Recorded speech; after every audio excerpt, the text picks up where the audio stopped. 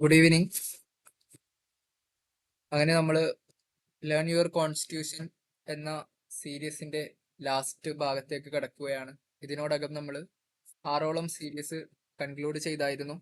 Indian ഭരണഘടനയുടെ ആമുഖം മുതൽ ഇന്ത്യൻ ഭരണഘടന രൂപീകരിച്ചത് എങ്ങനെയാണ് എന്നത് മുതൽ ഹിസ്റ്ററിക്കൽ ബാക്ക്ഗ്രൗണ്ട് ഉൾപ്പെടെ ബ്രിട്ടീഷ് ഇന്ത്യ ആയിരിക്കുന്ന സമയത്ത് ഇന്ത്യൻ നാഷണൽ കോൺഗ്രസിന്റെ ഈ ഒരു ആവശ്യം എങ്ങനെയാണ് ബ്രിട്ടീഷുകാർ പരിഗണിച്ചത്, എന്തെല്ലാം റീസൺസിന്റെ അടിസ്ഥാനത്തിലാണ് ബ്രിട്ടീഷുകാർ ഒരു ഇന്ത്യൻ ഭരണഘടന രൂപീകരിക്കാനുള്ള അനുവാദം കൊടുത്തത്, ആരാണ് ഇന്ത്യൻ ഭരണഘടന എന്നൊരു ഐഡിയ ആദ്യമായിട്ട് മുന്നോട്ട് വെച്ചത് എന്ന് തുടങ്ങിയ കാര്യങ്ങൾ പറഞ്ഞു വന്ന ശേഷം കോൺസ്റ്റിറ്റ്യൂവന്റ് അസംബ്ലി എന്നാൽ എന്താണെന്ന് പറഞ്ഞു.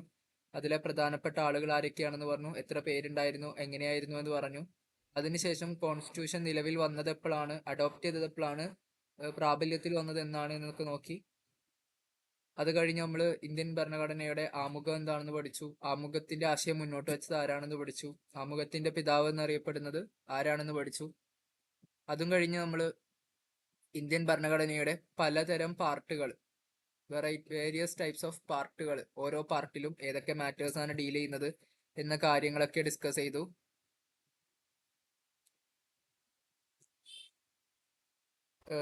പാർട്ട് 5, പാർട്ട് 6, പാർട്ട് 4, 3 അങ്ങനെ ഓരോന്നെല്ലാം നോക്കിയതാണ്. അതൊക്കെ അതിനുശേഷം നമ്മൾ പാർട്ട് 3, മൂന്നാമത്തെ പാർട്ടിലെ ഫണ്ടമെന്റൽ റൈറ്റ്, മൗലിക അവകാശങ്ങളെ പറ്റി പറയുന്ന ഭാഗം നല്ലതുപോലെ കോൺസെൻട്രേറ്റ് ചെയ്ത് പഠിച്ചു. ഇന്ത്യൻ ഭരണഘടന അനുച്ഛേദം 12 മുതൽ 32 അനുച്ഛേദം വരെയുള്ള ഭാഗങ്ങളിലായിട്ടാണ് വിവിധ തരത്തിലുള്ള മൗലിക അവകാശങ്ങളെ പറ്റി പരാമർശിക്കുന്നത്, പ്രതിപാദിക്കപ്പെടുന്നത്. അതിൽ പ്രധാനപ്പെട്ട 6 റൈറ്റുകൾ ഏതൊക്കെയാണെന്നുള്ളത് നോക്കി. തുല്യതയ്ക്കുള്ള അവകാശം, സ്വാതന്ത്ര്യത്തിനുള്ള അവകാശം, ചൂഷണം ചെയ്യപ്പെടുന്നതിനെതിരെയുള്ള അവകാശം, മതസ്വാതന്ത്ര്യത്തിനുള്ള അവകാശം, സാംസ്കാരികപരമായിട്ടും വിദ്യാഭ്യാസപരമായിട്ടുള്ള അവകാശം, ഒപ്പം തന്നെ ഈ പറയപ്പെട്ടുള്ള അവകാശം ലംഘിക്കപ്പെട്ടാൽ കോടതിയെ സമീപിച്ച് വാങ്ങിച്ചെടുക്കാൻ പറ്റുന്ന അവകാശം. ഇങ്ങനെ 6 ഇതിൽ ആദ്യത്തെ 4 നമ്മൾ കഴിഞ്ഞ ക്ലാസ് വരെ നോക്കിയതാണ്. സ്വാതന്ത്ര്യം വരെയാണ് കഴിഞ്ഞ ക്ലാസ്സിൽ നമ്മൾ പറഞ്ഞു നിർത്തിയത്. ഇനി നമ്മൾ കൾച്ചുറൽ ആൻഡ് എഡ്യൂക്കേഷണൽ റൈറ്റ് എന്ന് പറഞ്ഞ ഭാഗത്തേക്ക് കടക്കുകയാണ്. എന്താണ് ഈ കൾച്ചറൽ ആൻഡ് എഡ്യൂക്കേഷണൽ റൈറ്റ്? സാംസ്കാരികപരവും വിദ്യാഭ്യാസപരമായിട്ടുള്ള അവകാശം. അതായത് നമ്മുടെ രാജ്യത്ത് ഒരുപാട് ന്യൂനപക്ഷരുണ്ട്. മതത്തിന്റെ പേരിലുള്ള ന്യൂനപക്ഷരാണെങ്കിലും, വിദ്യാഭ്യാസത്തിന്റെ പേരിലുള്ള ന്യൂനപക്ഷരാണെങ്കിലും, സംസ്കാരത്തിന്റെ പേരിലുള്ള കുറെ ന്യൂനപക്ഷര്, അങ്ങനെ ഒരുപാട് തരത്തിലുള്ള ആളുകൾ, ന്യൂനപക്ഷരായിട്ടുള്ള ആൾക്കാരുണ്ട്. ഉദാഹരണത്തിന് കേരളത്തിലെ ഒരു പ്രത്യേകതരം കൾച്ചർ ഉണ്ടെന്ന് വിചാരിക്കുക. പ്രത്യേകതരം ഡാൻസും പ്രത്യേകതരം പാട്ടും പ്രത്യേകതരം ഒരു രീതികളും കേരളത്തിൽ കണ്ടുവരുന്നുണ്ടെന്ന് വിചാരിക്കാം. കേരളത്തിലെ ഏതെങ്കിലും ഒരു ജില്ലയിൽ, ഏതെങ്കിലും ഒരു പ്രദേശത്ത് മാത്രം. പക്ഷേ ഈ ഒരു സംഭവം ഇന്ത്യയിൽ വേറെ എവിടെ ഇല്ല എങ്കിൽ ഇവർ മൈനോറിറ്റീസ് ആണ്. ഇവര് ആ ഒരു കൾച്ചറിന്റെ ന്യൂനപക്ഷ വിഭാഗം ആളുകളാണ്. അതേപോലെ തന്നെ ഇന്ത്യയിൽ മതപരമായിട്ട് ഒരുപാട് മതപരമായിട്ടുള്ള പിന്നോക്കം, മൈനോറിറ്റീസ് ആയിട്ടുള്ള ന്യൂനപക്ഷരുണ്ട്. മുസ്ലിം, ക്രിസ്ത്യൻ, ജെയിൻ, ബുദ്ധ് ഇവരൊക്കെ മൈനോറിറ്റീസ് ആണ്. ഇവരുടേതായ, കാരണം ഹൈന്ദവ വിശ്വാസികളാണ് മെജോറിറ്റി ഇന്ത്യയിൽ. അപ്പൊ ബാക്കിയുള്ളവരൊക്കെ മൈനോറിറ്റീസ് ആണ്, ന്യൂനപക്ഷരാണ്. അപ്പൊ ഇവരുടേതായ വിദ്യാഭ്യാസങ്ങൾ, മതപരമായിട്ടുള്ള കൾച്ചറും മതപരമായിട്ടുള്ള വിദ്യാഭ്യാസവും പ്രൊമോട്ട് ചെയ്യാനും വേണ്ടി ഇവർക്ക് എന്ത് ചെയ്യാം, സ്കൂളുകൾ സ്ഥാപിക്കാം. ഇവരുടെ വിദ്യാഭ്യാസം, മതപരമായിട്ടുള്ള വിദ്യാഭ്യാസം പ്രൊവൈഡ് ചെയ്യാൻ വേണ്ടി ഇവരുടേതായ സ്ഥാപനങ്ങൾ പണിയാം.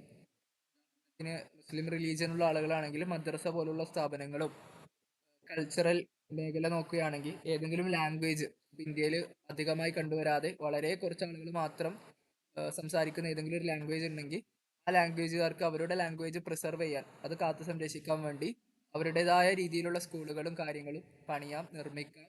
അതിനുള്ള അധികാരം അവർക്കുണ്ട്. സ്റ്റേറ്റ് എന്ത് ചെയ്യണം, അവർക്ക് പ്രോപ്പറായിട്ടുള്ള ഫണ്ട് കൊടുക്കണം. അവര് ന്യൂനപക്ഷരുടെ വിദ്യാഭ്യാസ സ്ഥാപനങ്ങളാണ്, അതുകൊണ്ട് ഞങ്ങൾ ഫണ്ട് കൊടുക്കൂല എന്ന് പറഞ്ഞ് അവരെ മാറ്റി നിർത്തരുത്. സ്റ്റേറ്റ് അവിടെ ഡിസ്ക്രിമിനേഷൻ ഒന്നും കാണിക്കാൻ പാടില്ല. അവർക്കും പ്രോപ്പറായിട്ടുള്ള ഹെൽപ്പുകളും കാര്യങ്ങളും ചെയ്യണം. മൈനോറിറ്റീസ് ആയിട്ടുള്ള ആളുകൾക്ക്, ന്യൂനപക്ഷരായിട്ടുള്ള ആളുകൾക്ക് അവരുടേതായ വിദ്യാഭ്യാസ സ്ഥാപനങ്ങൾ പണിയാനുള്ള അവസരങ്ങൾ ഒരുക്കി കൊടുക്കണം. അതിനുവേണ്ട സഹായങ്ങളൊക്കെ ചെയ്തു കൊടുക്കണം എന്നാണ് ഇന്ത്യൻ ഭരണഘടനയുടെ ആർട്ടിക്കിൾ 29, 30 രണ്ട് ആർട്ടിക്കിളിലായിട്ട് പറയുന്നത്. These rights protect the rights of religious, cultural, and linguistic minorities by facilitating them to preserve their heritage and culture. Educational rights are for ensuring education for everyone without any discrimination. അതെ, ആരോടും വേർതിരിവ് കാണിക്കാൻ പാടില്ല. ഇവർക്ക് പ്രത്യേകിച്ച് എന്തെങ്കിലും സംഭാവന കൊടുക്കുമ്പോൾ ഇവർ മൈനോറിറ്റീസ് ആണല്ലോ, ഇവർക്ക് കൊടുക്കണ്ടല്ലോ എന്നൊരു സമീപനം സർക്കാർ എടുക്കാൻ പാടില്ല. ഇവരോട് വേർതിരിവ് കാണിക്കാതെ എല്ലാവർക്കും കൊടുക്കുന്നത് പോലെയുള്ള സംരക്ഷണവും സാമ്പത്തികമായിട്ടുള്ള സഹായവും മറ്റും ഇവർക്കും കൂടി കൊടുക്കണം എന്നാണ് ഈ രണ്ട് ആർട്ടിക്കിളിലായിട്ട് പറയുന്നത്. അപ്പോൾ ഭാഷാപരമായിട്ടുള്ള അല്ലെങ്കിൽ സാംസ്കാരികപരമായിട്ടുള്ള ന്യൂനപക്ഷരുണ്ട്, അതേപോലെ തന്നെ മതപരമായിട്ടുള്ള ന്യൂനപക്ഷരുണ്ട്. ഇവരുടെയൊക്കെ സംസ്കാരവും വിദ്യാഭ്യാസവും നിലനിർത്താൻ വേണ്ടി ഇവർക്ക് പ്രത്യേകം സ്ഥാപനങ്ങൾ സ്ഥാപിക്കാം, അതിനു വേണ്ട ഹെൽപ്പുകൾ സ്റ്റേറ്റ് കൊടുക്കണം എന്നാണ് ആർട്ടിക്കിൾ 29, 30 എന്ന് പറഞ്ഞ ഈ ഒരു അഞ്ചാമത്തെ ടൈപ്പ് ഓഫ് ഫണ്ടമെന്റൽ റൈറ്റിൽ ഡിസ്കസ് ചെയ്യുന്നത്. ആറാമത്തത് and last and final type of fundamental right is right to constitutional remedies. അതെ, അവകാശങ്ങൾ ഉണ്ട് എന്ന് പറഞ്ഞിട്ട് മാത്രം കാര്യമുണ്ടോ? ഇപ്പൊ ഒരു വീട്ടില് ഒരു മത്സരം വെക്കുന്നു, 4 ആൺമക്കളും 3 പെൺമക്കളും ഉണ്ട്. അച്ഛൻ മത്സരം വെച്ചു, നിങ്ങളെ കൂട്ടത്തിൽ നിന്ന് ഏറ്റവും ഫസ്റ്റ് 1 ലിറ്റർ വെള്ളം കുടിച്ച് തീർക്കുന്ന ആൾക്ക് 1000 rupees ക്യാഷ് പ്രൈസ് എന്ന് പറഞ്ഞു. അപ്പൊ ഇതാണ് റൈറ്റ്.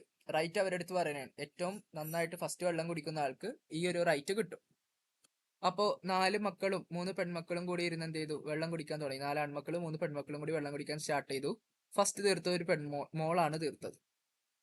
അപ്പോ മോളിനേക്കാൾ പ്രായമുള്ള ചേട്ടനുണ്ട് ആൺമക്കളെ കൂട്ടത്തില്, അവൻ പറഞ്ഞു അവനാണ് തീർത്തതെന്ന് പറഞ്ഞിട്ട് ഡിസ്പ്യൂട്ടായി. അപ്പൊ ഇവിടെ തുല്യത വന്നില്ല. ശരിക്കും തീർത്ത ആൾക്ക് അതിൻ്റെതായ പ്രയോറിറ്റി കൊടുക്കേണ്ടതാണ്. പക്ഷെ ആ മോള് പെൺകുട്ടിയാണ് എന്നതിന്റെ പേരിൽ പെൺകുട്ടിക്ക് കൊടുക്കാതെ ഇവിടെ ഒരു ആൺകുട്ടി, പ്രായത്തിൽ വലിയ ആൺകുട്ടി ഇവിടെ കയറിയിട്ട് തുല്യതക്കെതിരെ ഞാനാണ് ഫസ്റ്റ്, ഞാനാണ് ഈ വീട്ടിലെ ഏറ്റവും മൂത്ത കുട്ടി, അതുകൊണ്ട് എനിക്ക് 1000 രൂപ കിട്ടുള്ളൂ എന്ന് പറഞ്ഞിട്ട് പ്രശ്നം ഉണ്ടാക്കാൻ തുടങ്ങി. അപ്പൊ ഇങ്ങനെ റൈറ്റുകളുടെ വിഷയത്തിൽ വല്ല പ്രശ്നങ്ങളും കാര്യങ്ങളും വരുമ്പോൾ പ്രശ്നം പരിഹരിക്കാൻ ഒരാൾ വേണ്ടേ? അതെ, വീട്ടിലൊരാളുണ്ട് പ്രശ്നം പരിഹരിക്കാൻ. അതാരാണ്? ഗാർഡിയൻ. നമ്മുടെ വീട്ടിലെ അച്ഛനും അമ്മയും വാപ്പയും ഉമ്മയും, മദർ ആൻഡ് ഫാദർ, ഇവരാണ് നമ്മുടെ ഗാർഡിയൻ.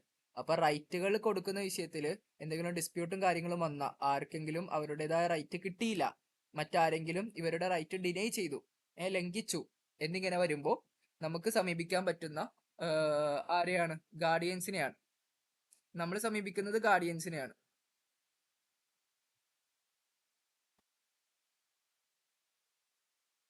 അപ്പോ അതേപോലെ ഇന്ത്യൻ ഭരണഘടനയിൽ വല്ല ലംഘനങ്ങളോ കാര്യങ്ങളോ വന്നാൽ ഇന്ത്യൻ ഭരണഘടനയിൽ ഈ പറയപ്പെട്ടിട്ടുള്ള ലംഘനങ്ങൾ സംഭവിച്ചു കഴിഞ്ഞാൽ ആരെയാണ് സമീപിക്കാൻ പറ്റുന്നത്?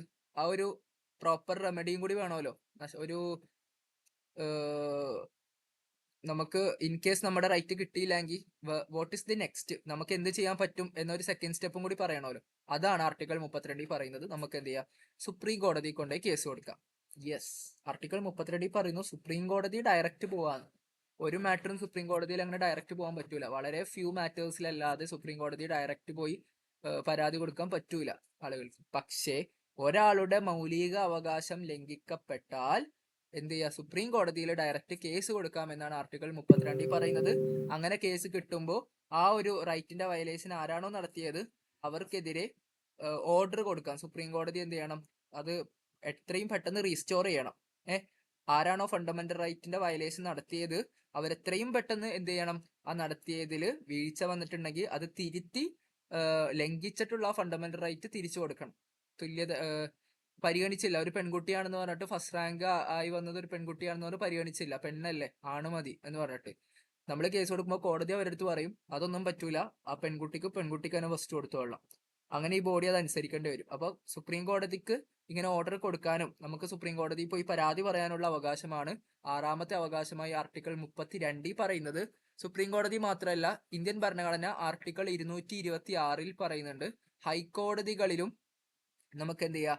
ഈ പറയപ്പെട്ടിട്ടുള്ള റൈറ്റുകളുടെ വയലേഷൻ ഉണ്ടാകുമ്പോൾ 226 ആർട്ടിക്കിൾ പ്രകാരം നമുക്ക് എന്ത് ചെയ്യാം? ഹൈക്കോടതികളിലും എന്ത് ചെയ്യാം? ഈ പറയപ്പെട്ടിട്ടുള്ള റൈറ്റിന്റെ വയലേഷൻ നടന്നു എന്ന് പറഞ്ഞ് പരാതിപ്പെടാം. അപ്പൊ ഹൈക്കോടതിയും ഓർഡർ കൊടുക്കും. അപ്പൊ ആർട്ടിക്കിൾ 32 ആൻഡ് 226 ഇവിടെ മനസ്സിലാക്കി വെക്കുക. ഈ പറയപ്പെട്ടിട്ടുള്ള 5 റൈറ്റുകളുടെ വയലേഷൻ നടന്നു കഴിഞ്ഞാൽ നമുക്ക് കോടതികളെ സമീപിക്കാനുള്ള റൈറ്റ് ഉണ്ടെന്നാണ് ആർട്ടിക്കിൾ ആറാമത്തെ റൈറ്റ് ആയിട്ട് right to constitutional remedies. Constitution തന്നെ തരുന്ന നഷ്ടപരിഹാരങ്ങളെ പറ്റി പരിഹാരങ്ങൾക്കുള്ള അവകാശം, അതാണ് ആറാമത്തെ റൈറ്റ്. അപ്പൊ ഇങ്ങനെ 6 റൈറ്റുകളാണ് നമ്മുടെ ഇന്ത്യൻ ഭരണഘടനയിലെ ഫണ്ടമെന്റൽ റൈറ്റിന്റെ ഭാഗമായിട്ട് നമുക്കുള്ളത്.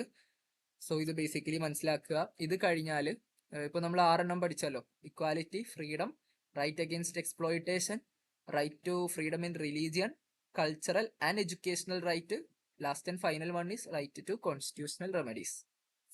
അടുത്തത് DPSP എന്ന് പറഞ്ഞൊരു ഭാഗമാണ്, directive principles of state policy. ഒരു സംസ്ഥാനത്തിന്റെ അല്ലെങ്കിൽ നമ്മുടെ രാജ്യത്തിന്റെ നല്ല നടത്തിപ്പിന് വേണ്ടി അത്യാവശ്യം നടപ്പിലാക്കേണ്ട കുറെ നല്ല കാര്യങ്ങൾ, പക്ഷെ നടപ്പിലാക്കിയില്ല എന്ന് പറഞ്ഞാൽ നമുക്ക് കോടതി കേസും കൊടുക്കാൻ പറ്റൂല. തുടക്കമേ പറഞ്ഞതാണ് DPSP എന്നാൽ എന്താണ്. അപ്പൊ അങ്ങനെയുള്ള കുറച്ച് കാര്യങ്ങളാണ് അടുത്ത ആർട്ടിക്കിളിലായിട്ടുള്ളത്.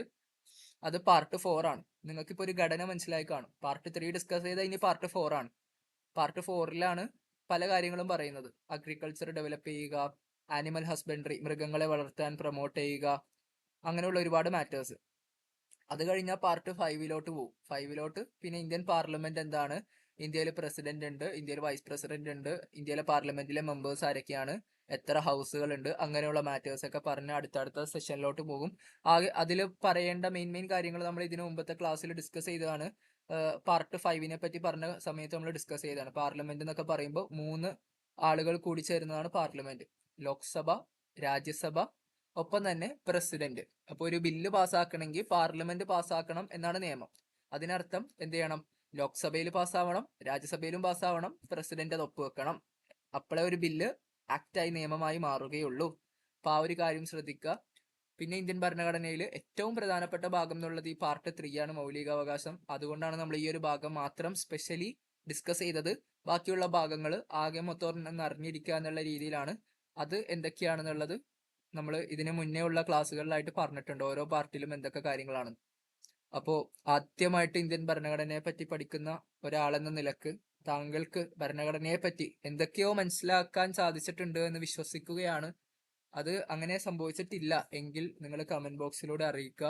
നമുക്ക് വേറെയും സെഷൻസ് ആവശ്യമുണ്ടെങ്കിൽ അറിയിക്കുക. നമ്മൾ ഇത് കഴിഞ്ഞാൽ അടുത്ത പുതിയൊരു സെഷൻ, പുതിയൊരു ലോ പഠിപ്പിക്കുന്ന ഒരു ചാപ്റ്ററിലോട്ട് കടക്കുകയാണ്. BNS-ഉം IPC ഒക്കെ പഠിപ്പിക്കാൻ പോണേ. ഓരോ കുറ്റകൃത്യങ്ങൾ എന്നാൽ എന്താണ്, അതിന്റെ ശിക്ഷാ നിയമം എത്രയൊക്കെയാണ് എന്നുള്ള കാര്യങ്ങളൊക്കെ പഠിപ്പിക്കും അടുത്തടുത്ത ക്ലാസ്സുകളിലായിട്ട്. ഇപ്പൊ താല്പര്യമുള്ളവർ നമ്മുടെ ചാനൽ സബ്സ്ക്രൈബ് ചെയ്ത് ഫോളോ അപ്പ് ചെയ്യാൻ ശ്രദ്ധിക്കുക. നിങ്ങളുടെ അഭിപ്രായങ്ങൾ, വിലയേറിയ അഭിപ്രായങ്ങൾ കമന്റിലൂടെ രേഖപ്പെടുത്തുക. നിങ്ങൾക്ക് എന്തെങ്കിലുമൊക്കെ മനസ്സിലായിട്ടുണ്ടെങ്കിൽ ആ ഒരു കാര്യം, നിങ്ങൾക്ക് എന്താണോ മനസ്സിലായത്, നിങ്ങൾക്ക് എന്ത് പ്രയോജനമാണോ കിട്ടിയത് എന്നുള്ളതും നമ്മളെ അറിയിച്ചാൽ നമുക്കൊരു ഇൻസ്പിറേഷൻ ആയിരിക്കും അടുത്തത് ചെയ്യാനുള്ളത്. So here we are concluding. അപ്പോൾ അടുത്ത സെഷനിൽ കാണാം. അപ്പോൾ ഓക്കെ, ബൈ.